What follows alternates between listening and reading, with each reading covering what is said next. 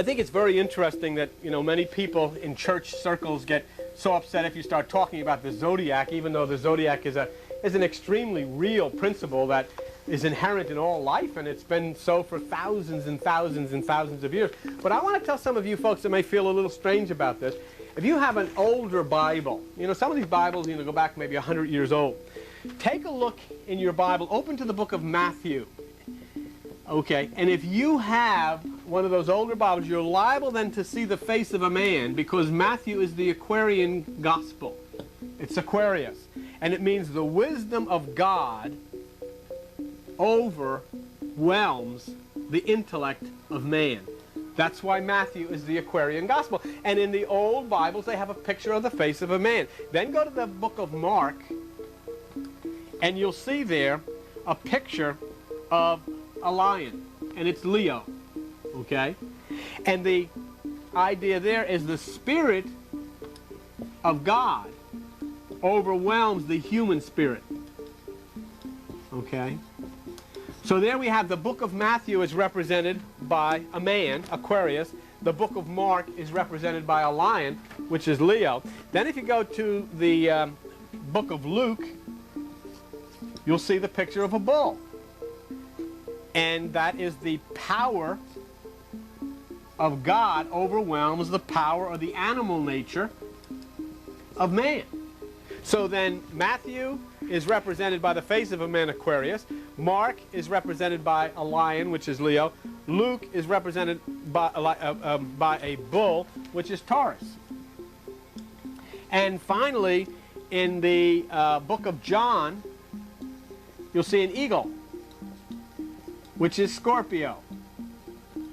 Now, Scorpio is in its lower nature a scorpion, but in its higher nature it's Aquila, the eagle, which is the highest consciousness which overwhelms that which is the carnal mind of man. So you go ahead and check in some of your real old Bibles, and you open up, you'll see it, because they printed them that way. That's how tied into the zodiac early Christianity was. And you'll see the Matthew, the face of the man, it's Aquarius. You'll see Mark, the lion, it's Leo. You'll see Luke, the bull, it's Taurus. And you'll see John, the eagle, it's Scorpio. So try it. Take a look at it, and you'll find it. And once you see that, then you'll realize that if you're trying to understand the Bible without understanding the zodiac and understanding the constellations, you're never going to get anywhere. Because the whole Bible is built around the 12 constellations of the zodiac, which is the 12 disciples, the 12 apostles, the 12 gates to the city. Even Jacob named his children after the 12 signs of the zodiac. He had 12 sons and one daughter, but two of his sons were the twins, which is Simeon and Levi, Gemini. So and then of course you take the number 7 in the Bible, which is from the 7 visible planets, the 7 planets that they could see at that time. So you can't get away from it, and if you're not looking at it, you're missing so very, very much. And I'm going to start, to try to tell you the story. I hope we can get some of it done, and we'll go on with it because it's so interesting, because we're going to trace the activities of these planets and show you how they do represent biblical characters.